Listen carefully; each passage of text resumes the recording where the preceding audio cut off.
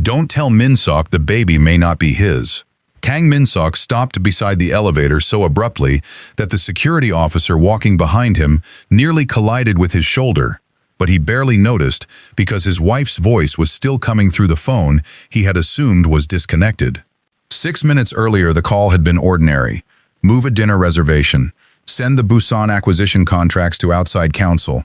Remind the florist that Soo-jin hated lilies. Now the red timer kept climbing, while Soo-jin spoke from his home office to Claire Bennett, his executive secretary, and every second rearranged the meaning of his marriage. "I need a few days," Soo-jin said, her voice thin with fear.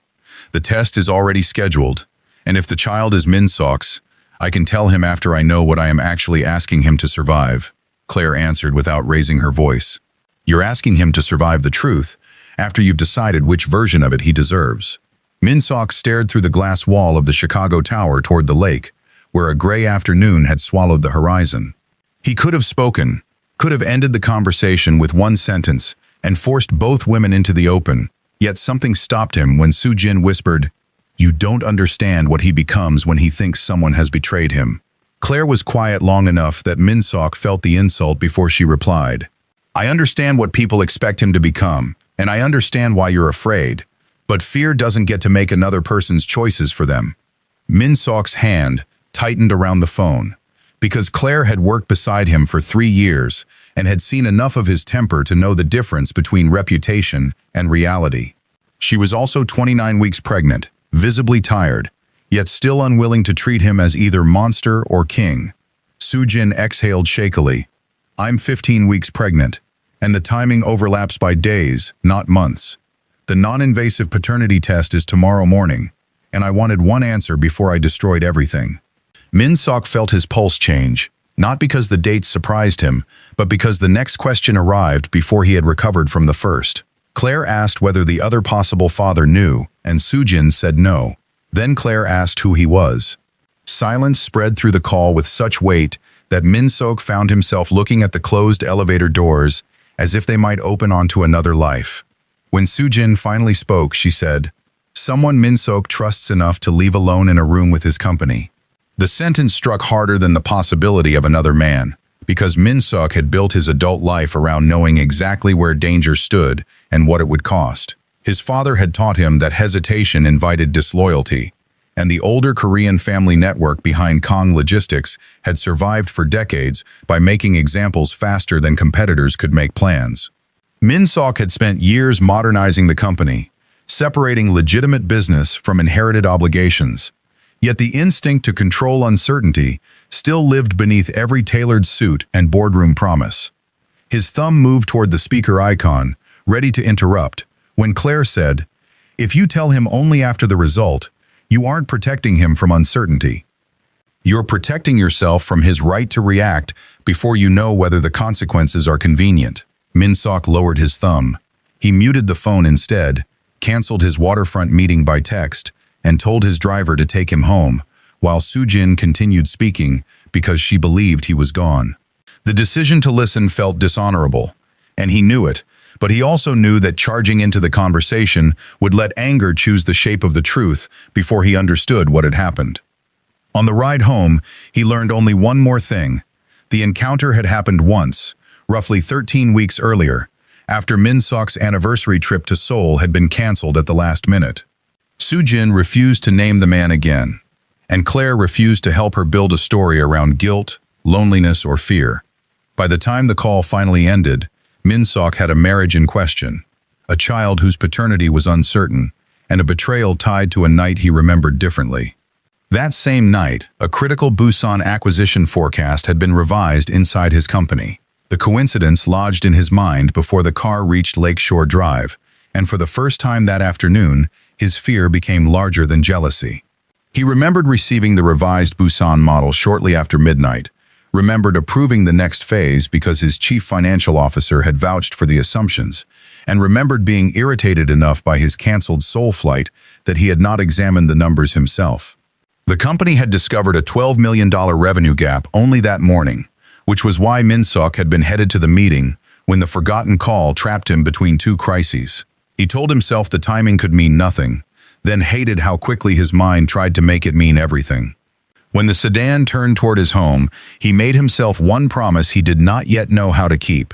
He would not punish anyone until he could separate what he knew from what betrayal made him want to believe. Min-seok reached the house before 4, handed his coat to the housekeeper, and walked toward the library, already fighting the impulse to enter without warning. His hand touched the brass handle, then stopped when he heard no voices beyond the door, only the muted heating system and distant movement upstairs. "Mr. Kang?"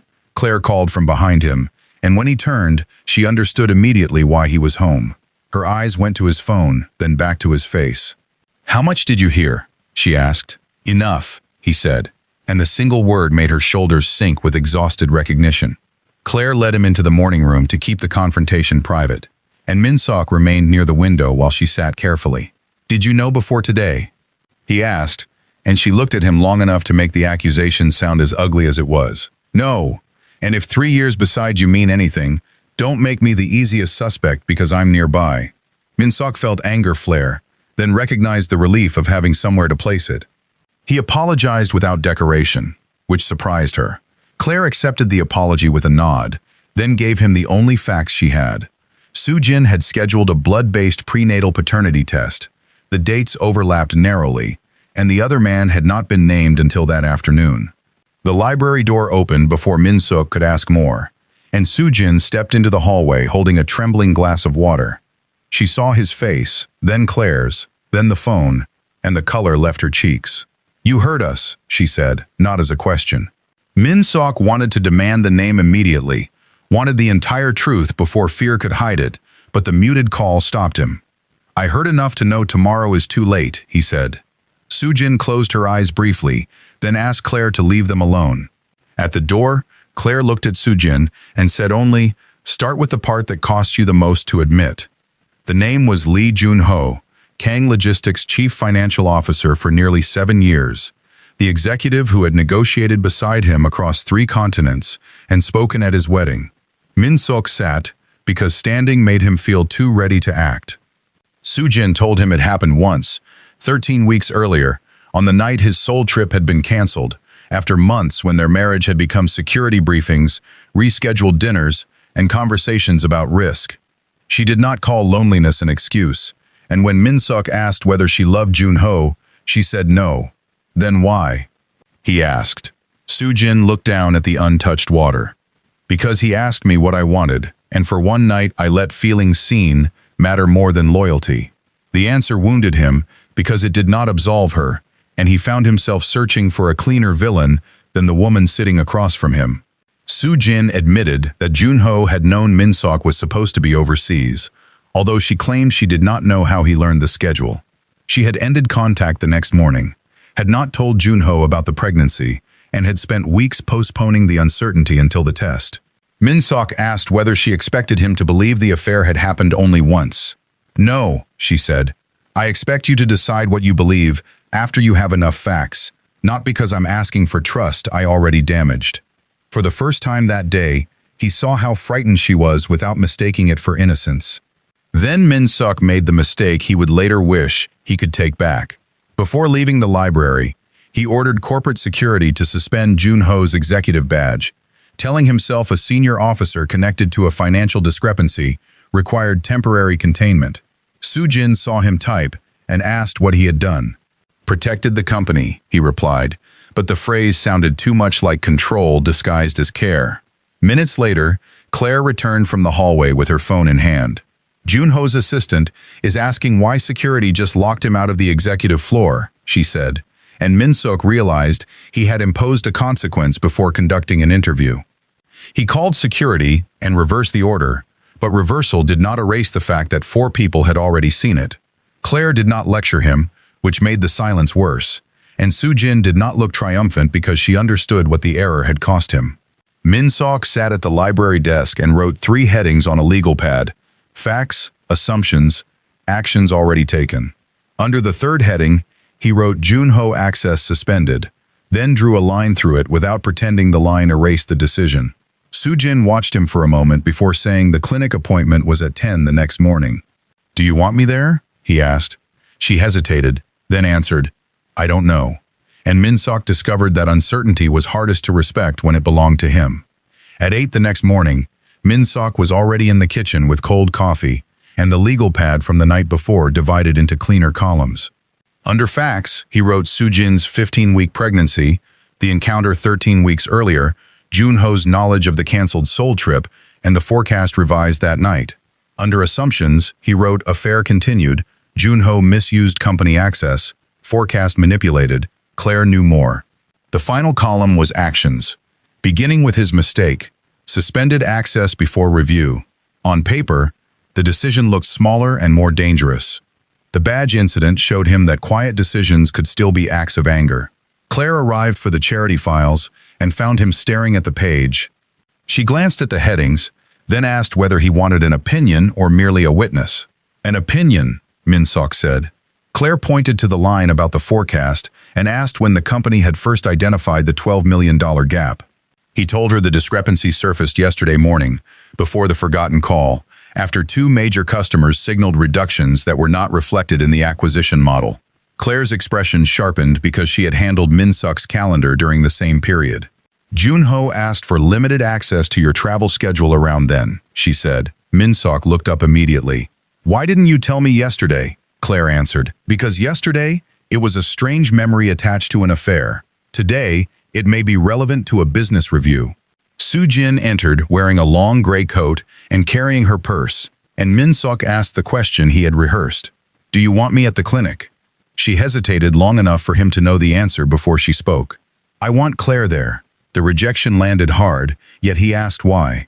Soo-jin said she did not trust herself to absorb the procedure beside him while measuring every change in his face. Claire turned to her and asked, Do you want support? Or do you want someone who will protect you from the conversation afterward? Soo-jin's mouth tightened. Support, she said after a moment.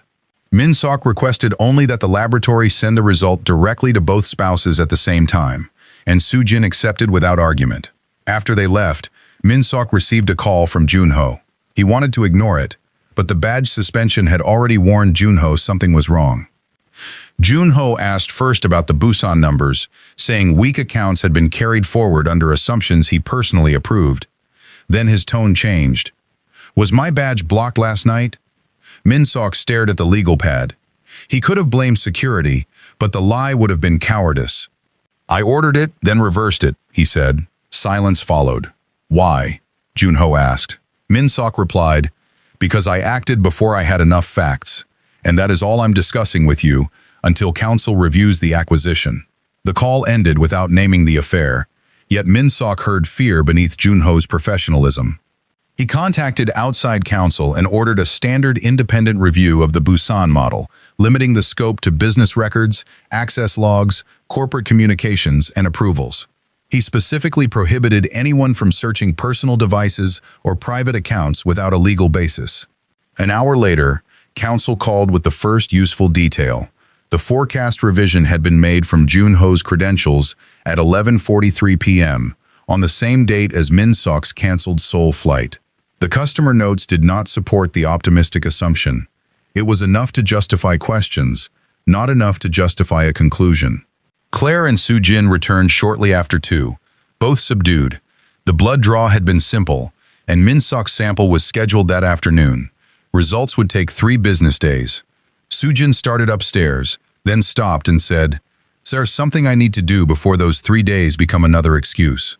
Min-seok watched her carefully. What? She looked toward Claire, who did not answer for her. I'm going to tell Joon-ho about the pregnancy, Soo-jin said. Min-seok tightened, the old version of him ready before the newer one could speak. You told me he didn't know. He doesn't, she said. That's why I'm telling him now. Min-seok wanted to forbid it, because Joon-ho had betrayed him, and the uncertainty still felt private. Instead, he asked what she planned to say. Soo-jin said she would tell Joon-ho there was a possibility the child was his, and that a paternity test was underway. Min-seok heard one phrase he could not accept. No decision about involvement is yours alone if he is the father, he said. And Soo-jin nodded. I know, which is why he has to know before the answer arrives. She went upstairs to make the call, leaving Min-seok with Claire. 10 minutes later, his phone buzzed with a message from outside counsel. We found another access pattern you need to see before anyone makes another decision.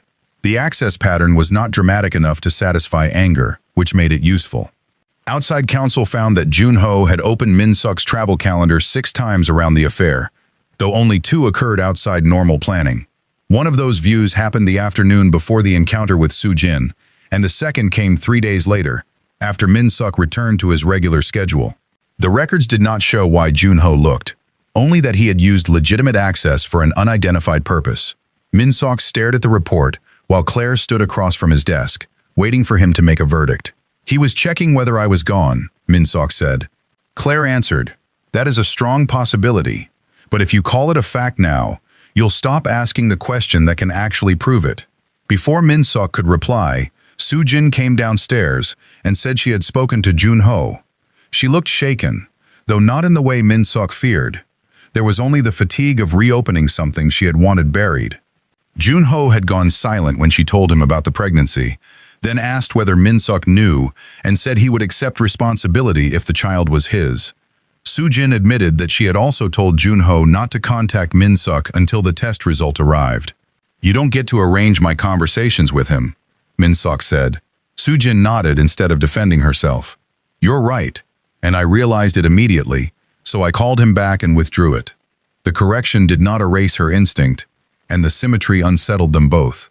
Soo-jin sat at the kitchen table and told Min-seok that Joon-ho had apologized without asking her to protect him, but one detail had caught her attention.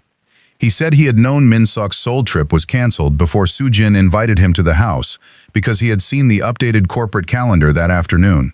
Min-seok felt the story shift under him. Until then, Min-seok had imagined Joon-ho discovering an opportunity, but the log suggested something more deliberate because he checked the schedule before the invitation.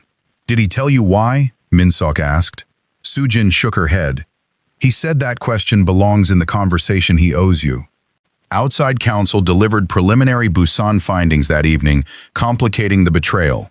The first optimistic revenue assumption had been entered by a senior analyst 2 days before Joon-ho's late-night revision, supported by verbal comments from account managers who believed customers were bluffing. Joon-ho had not invented the assumption, but he had approved it after contradictory notes were already available, then left it in the model without written validation. The conduct looked negligent and potentially serious, yet there was no evidence he changed it to create time with Soo-jin, conceal the affair, or profit. Min-seok read the conclusion twice and hated the relief that came with it, because anger wanted one betrayal to explain every failure. Evidence refused to cooperate. The next morning, Min-seok scheduled a private meeting with Joon-ho, outside counsel, and Claire, limiting the first half to company matters. He considered excluding Claire, but she had granted the calendar access and preserved the records. When he asked whether she wanted someone else to handle the meeting, Claire said, "I want to finish the part that belongs to my job. Then I want both of you to remember I am not the referee for your lives." Min-seok almost smiled. "Fair." Claire gathered the audit notes, then paused. "There is one more thing you should know before tomorrow. 4 months earlier, when Joon-ho first requested calendar access, he had told Claire the purpose was investor coordination around Min-seok's Seoul schedule, and the request had seemed reasonable.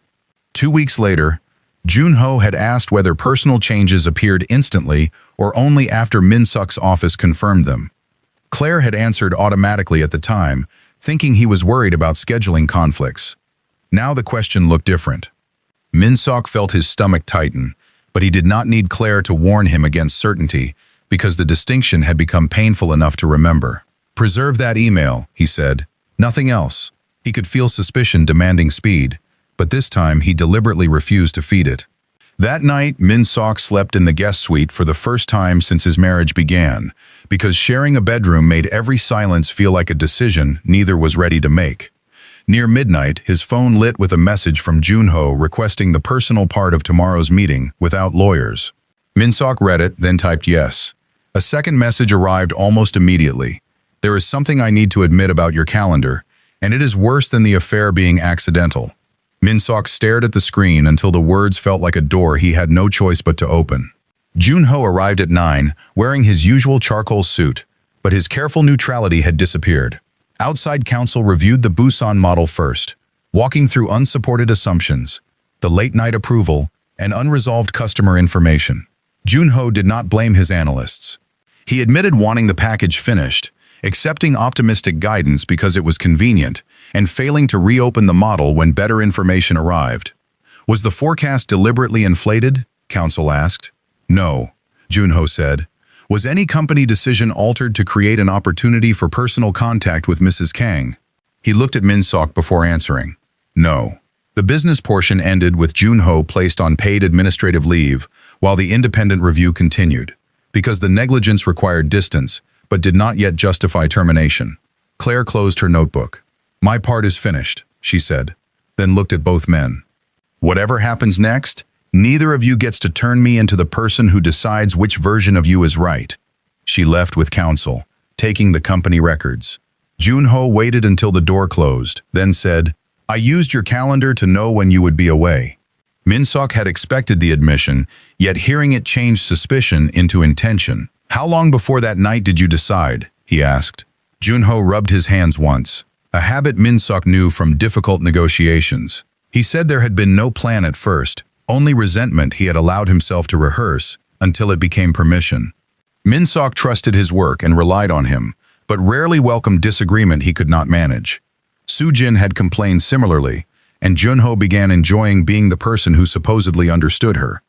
So you built a friendship out of criticizing me with my wife, Min-seok said. Joon-ho shook his head. No, I built an excuse out of facts that were partly true, then used the excuse to do something I already wanted. The distinction sounded honest. The calendar question had become personal 2 weeks before the affair, when Joon-ho began checking whether travel changes appeared immediately. On the day of the canceled Seoul trip, he saw the update and knew Min-seok would remain in Chicago. Joon-ho went to the house with charity documents, stayed for a drink, and did not leave when the conversation crossed a line. You didn't stumble into an empty house, Min-seok said. You checked whether I would be somewhere else. Joon-ho nodded. Yes. Min-seok's anger rose until he could hear his father's old advice. Make betrayal expensive enough to discourage repetition. Min-seok stood, and Joon-ho did too, expecting either violence or the quieter humiliation powerful men can deliver. Instead, Min-seok walked to the window and asked the one question that had nothing to do with punishment. Did the affair continue? Joon-ho said no, and when Min-seok asked whether there had been messages afterward, he admitted to 3 brief conversations afterward. He offered his phone, but Min-seok refused. If the company review requires records, counsel will request them, he said. I'm not searching your private life to make myself feel less ignorant. Joon-ho looked almost disappointed, as though rage offered a simpler role. Then Min-seok's phone vibrated on the table, and the laboratory notification appeared. Prenatal paternity results available. Open it, Joon-ho said quietly. Min-seok picked up the phone, then lowered it. No. Joon-ho frowned. Why? Min-seok answered, because Soo-jin and I agreed we would receive the truth at the same time, and I have broken enough rules this week simply because I could. He ended the meeting without deciding whether 7 years of friendship could survive. At home, Soo-jin was waiting in the library with her laptop closed between them, and neither touched it until they addressed what the result could not decide. Soo-jin said paternity would not command them to remain married, and shame would not decide her future. Min-seok agreed, then added that no permanent decision would be made that night, because relief could distort judgment as easily as rage. Soo-jin nodded and opened the portal. A single clinical line appeared. Probability of paternity greater than 99.9%. Kang Min-seok. Soo-jin covered her mouth and began to cry, but Min-seok felt no triumph, only relief, carrying grief inside it. The child was his, yet the affair remained real, and the marriage did not become innocent. The result answered biology, not trust, and Min-seok understood with painful clarity that certainty could remove one fear while leaving every moral question exactly where it had been. I'm sorry, Soo-jin said. Min-seok closed the laptop. I know. She looked at him, waiting for the verdict she had feared from the beginning. Instead, he said, I'm sleeping in the guest suite. We're finding separate counselors, and tomorrow we decide what the next honest step is. For the first time since the forgotten call, neither of them pretended love and forgiveness were the same thing. The next honest step was not forgiveness, and over the following months Min-seok learned that rebuilding a life was less dramatic than destroying one and far more demanding. He and Soo-jin began with separate counselors because neither wanted therapy to become another courtroom where one person explained the other, then moved into joint sessions, only after they could describe the affair without turning context into excuse. Min-seok remained in the guest suite, stopped asking where Soo-jin was every hour, and discovered how often he had once called surveillance attentiveness. Soo-jin stopped reading his restraint as a promise that the marriage would survive, because uncertainty was no longer something either of them was allowed to weaponize. Some evenings they ate together and spoke with startling ease. Other nights, a harmless question opened a wound neither had expected. Progress arrived without music, verdicts, or guarantees. The independent review of Busan finished 7 weeks after the paternity result and found negligence severe enough to justify discipline but no fraud, self-dealing, or deliberate manipulation of the acquisition. Joon-ho had failed professionally because he rushed judgment and ignored contradictory information, while his misuse of Min-seok's travel calendar was documented separately as a violation of access policy. Before the board completed its disciplinary process, Joon-ho resigned. He asked Min-seok for one private conversation, apologized without requesting friendship, and admitted that resentment had become dangerous only after he started treating it as moral permission. Min-seok did not forgive him, yet he also did not destroy his reputation beyond what the documented findings required. For a man raised to believe mercy advertised weakness, allowing proportionate consequences felt harder than revenge. Nearly 6 months after the forgotten call, Soo-jin went into labor on a cold September morning, and Min-seok entered the hospital without assistance, security briefings, or anyone carrying a folder behind him. Their daughter was born healthy after sunset, furious at the world, and loud enough to make Soo-jin laugh through exhaustion. Min-seok held the baby only after asking if Soo-jin wanted him to, a question that once seemed unnecessary because responsibility had felt like authority. Soo-jin watched him support the child's head with both hands and whispered, "You look terrified." He smiled without looking away. "I am," she answered. "Good. Maybe she'll be the first Kang who learns fear doesn't have to become control."